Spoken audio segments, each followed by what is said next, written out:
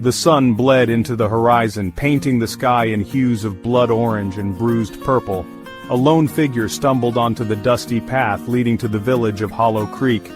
His cloak, tattered and gray as a shroud, did little to hide the weariness in his gait. He clutched a small, blackened box close to his chest, its presence radiating an unnatural chill.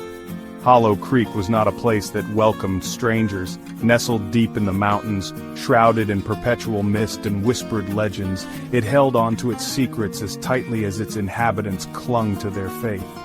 The villagers, hardened by generations of hardship and shadowed by an unspoken fear, watched the stranger approach with a mixture of suspicion and apprehension. As the last sliver of sun dipped below the horizon, the stranger reached the village well, a central point in the huddle of ramshackle houses. He leaned heavily against the worn stone, his breath fogging in the cooling air. His eyes, dark and fathomless, swept over the faces that had begun to gather, their curiosity wrestling with their fear. The village elder, a man whose face seemed to carry the weight of generations past, stepped forward. His back was stooped with age, his eyes like chips of blue ice in a network of wrinkles.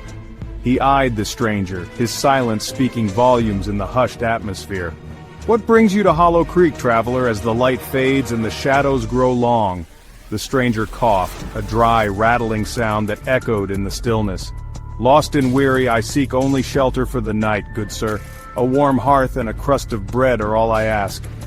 His voice was surprisingly strong, a deep baritone that seemed at odds with his frail appearance. The villagers murmured amongst themselves, their faces etched with a mixture of pity and distrust. Times were hard, resources scarcer than smiles, yet hospitality was a law as old as the mountains themselves. The elder, his gaze unwavering, seemed to weigh the stranger's request. "Very well," the elder finally conceded, his voice rough as gravel. "We offer you what little we have. But be warned, traveler, Hollow Creek is not a place for deceit. We are a people of faith, and we fear what we do not understand." The stranger nodded, a slow, deliberate gesture. "Fear not, good sir. I bring no harm. Only this." He held up the blackened box, its surface catching the dying light. As he did so, a faint whisper seemed to emanate from within, a sibilant murmur that sent shivers down the spines of the onlookers. The villagers gasped, drawing back as if burned. Superstition ran deep in Hollow Creek, woven into the fabric of their lives. The box, with its whispers and unsettling aura, seemed to embody their deepest fears, a tangible manifestation of the unknown.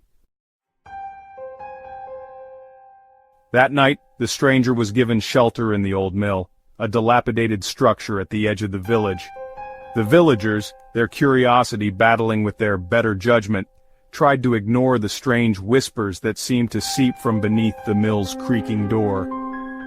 As darkness fell, a palpable tension settled over Hollow Creek, thick as the mist that rolled down from the mountains.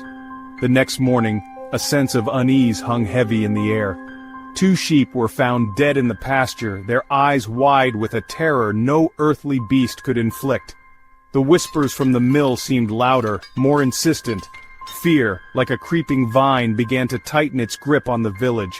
The villagers gathered in hushed groups, their whispers echoing their anxieties.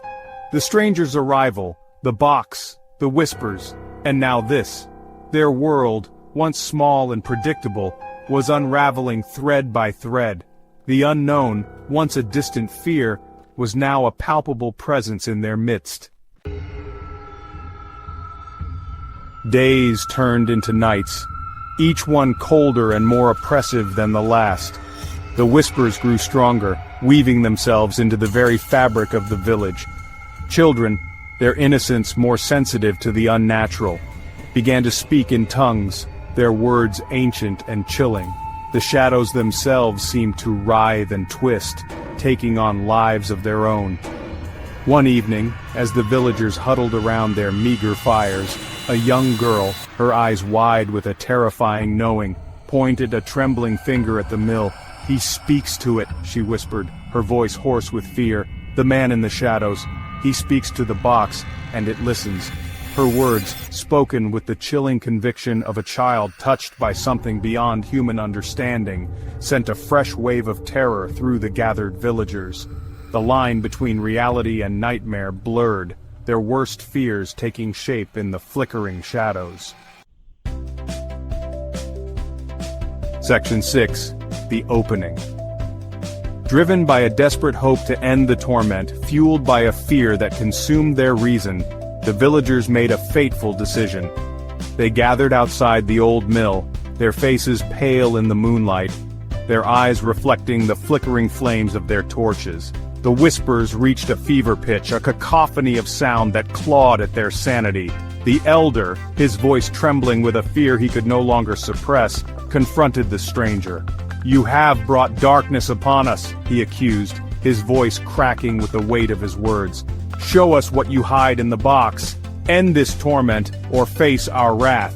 The stranger, a knowing smile playing on his lips, opened the blackened box. Section 7. Unleashed Fury. The box, which had seemed so small, so innocuous, became a gaping maw of darkness. An ear-splitting shriek tore through the night, a primal scream of rage and agony that seemed to shred the very fabric of reality. The shadows danced with a terrifying fury, twisting and contorting into monstrous shapes that defied description.